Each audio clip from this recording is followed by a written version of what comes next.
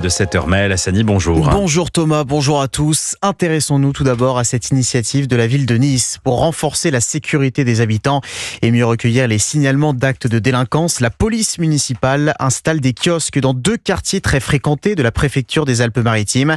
Un dispositif testé et approuvé le mois dernier et Antoine Bienvaux, la mairie, prolonge donc l'expérience jusqu'à la fin de l'été.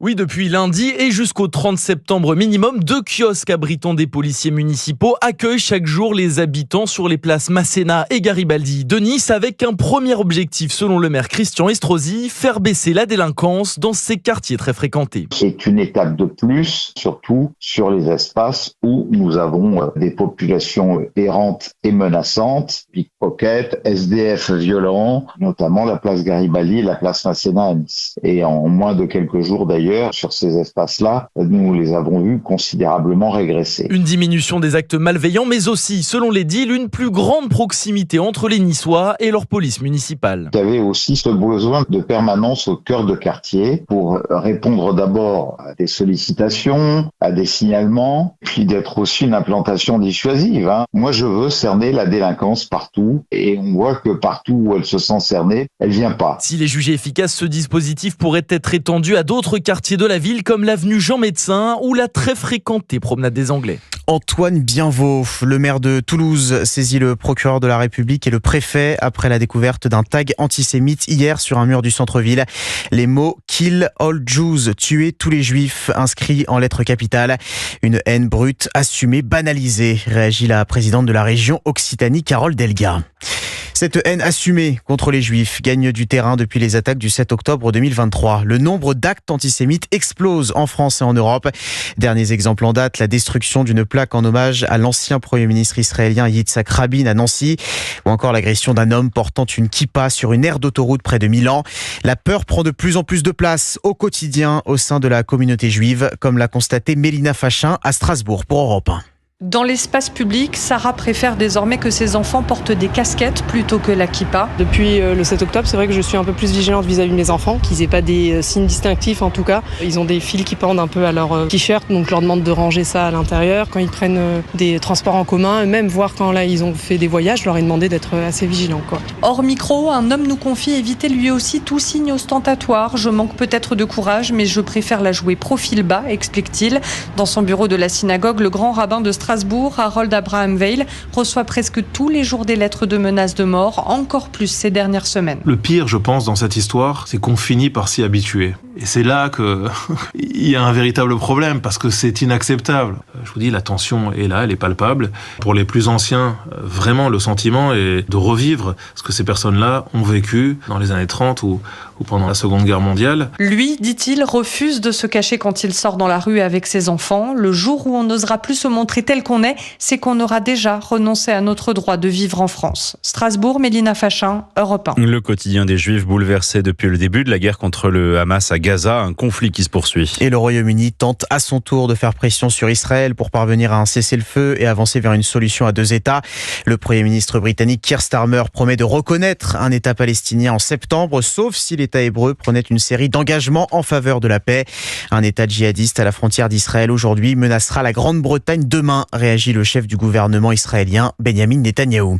Des alertes au tsunami partout dans le Pacifique. La Chine, les États-Unis, le Japon, le Pérou, le Mexique sont concernés. Des évacuations ordonnées à Hawaï, sur l'archipel équatorien des Galapagos ou encore dans le nord et dans l'est du Japon. Les vagues pourraient atteindre les 3 mètres de haut par endroit, comme en Polynésie française. Ces alertes font suite à un séisme de magnitude 8,8 au large de la péninsule russe de Kamtchatka, l'un des plus puissants jamais enregistrés. Europe 1 matin, il est 7h04. Le gouvernement veut rassurer les acteurs économiques au sujet des droits de douane américains. Réunion à Bercy à 14h. Le ministre de l'économie, Éric Lombard, convoque les représentants des filières touchées par ces surtaxes de 15% qui doivent entrer en vigueur vendredi sur la plupart des produits européens.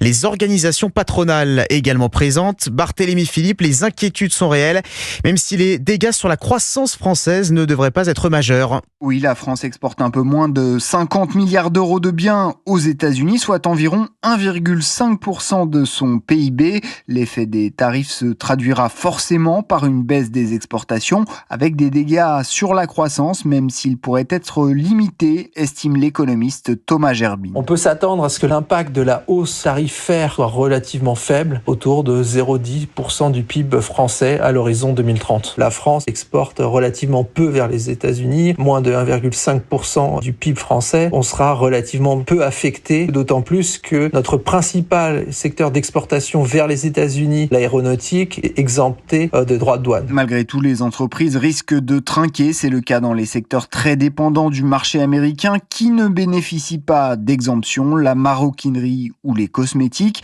Des surtaxes de 20% auraient provoqué la destruction de près de 20 000 emplois, selon une étude du cabinet Asterès.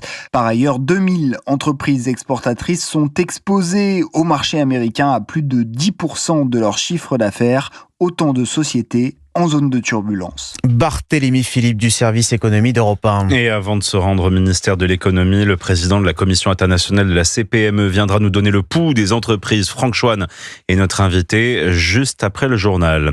Emmanuel Macron, lui, aura peut-être enfin un mot sur cet accord commercial entre l'Europe et les États-Unis lors du Conseil des ministres. Le dernier avant les vacances pour le gouvernement. À part les droits de douane, il sera aussi question de la Corse.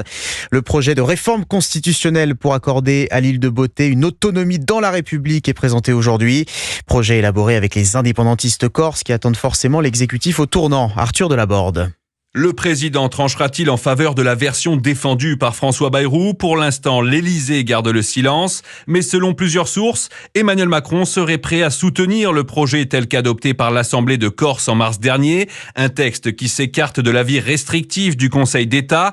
Une manière aussi de ne pas désavouer son Premier ministre qui insiste pour que l'État tienne parole. Mais le chemin parlementaire s'annonce semé d'embûches. Le projet devra être approuvé par le Congrès. Et c'est là que les choses pourraient sérieusement se compliqué, notamment au Sénat. Le ministre de l'Intérieur, Bruno Retailleau, ancien président du groupe Les Républicains au Palais du Luxembourg, fustige une réforme qui, selon lui, introduirait la reconnaissance d'un communautarisme et la notion de peuple corse. L'actuel patron de LR pourrait ainsi peser de tout son poids dans une chambre haute à majorité de droite. Pour faire adopter cette révision constitutionnelle d'ici la fin de l'année, comme le souhaite Matignon, Emmanuel Macron devra donc rallier bien au-delà de son propre camp et le pari est loin d'être gagné. Arthur Delaborde, une 5e et dernière victime retrouvée hier soir dans les décombres du gîte touché par un incendie en début de semaine au sud d'Angoulême. Bâtiment occupé par un groupe d'adultes en situation de handicap le temps d'un séjour. Parmi les personnes décédées, la propriétaire des lieux piégée par les flammes en tentant de porter secours aux vacanciers. Pas de certitude quant à l'origine du sinistre. Léon Marchand prêt à faire vibrer une nouvelle fois le monde de la natation. Le Français vient d'entrer en lice aux mondiaux de Singapour sur le 200 mètres 4 nages après les séries cette nuit qu'il a largement dominé. Le Toulousain doit participer aux demi-finales en début d'après-midi avant une finale demain et peut-être un record du monde. C'est en tout cas son objectif.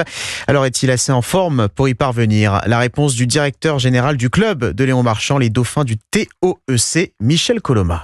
Je le sens meilleur en forme que ce qu'il était quand il était ici fin décembre, puisque je pense qu'il était un peu submergé, un peu débordé par tout ce qui est arrivé, et c'était normal, qu'il fallait qu'il digère, donc c'est pour ça qu'il a bien fait de prendre du recul avec un peu tout le monde et d'aller prendre un peu l'air ailleurs. Et maintenant, je crois qu'il est bien mieux que ce qu'il était quand il est parti, et il est reparti sur une dynamique de compétition comme quand il était il y a un an de ça pour les Jeux de Paris. Je vois pas qui est capable de venir titiller Léon sur un 204 nages ou un 404 nages, donc je pense que c'est pas acquis, parce qu'encore une fois, c'est du sport et que tout peut arriver. On peut penser raisonnablement qu'il obtiendra les médailles qu'il veut sur ces deux courses-là. Est-ce que les records iront avec ? Encore une fois, ça c'est autre chose, mais je pense qu'il fera ce qu'il faut pour y arriver, puisqu'il est reposé et que c'est ce qu'il a annoncé il y a 3-4 jours de ça dans la presse. Michel Coloma, directeur général du club de Léon Marchand, les Dauphins du TOEC, interrogé pour Europe 1 par Charles Bouchin. Bon, pour l'instant, son premier plongeon s'est plutôt bien passé. On lui souhaite bon courage pour la suite. Merci Maël Hassani.